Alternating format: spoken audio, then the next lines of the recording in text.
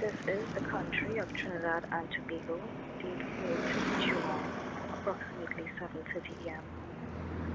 I noticed a dog sitting on the pavement, and from a distance, you can see that the dog is not in good health.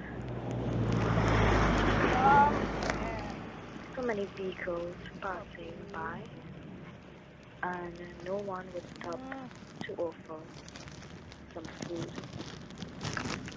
The dog looked so sad and hungry with bruises all over the body.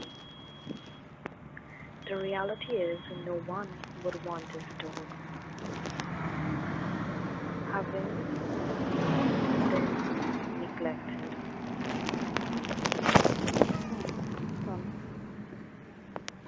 And this is one out of so many that are on the streets of this country.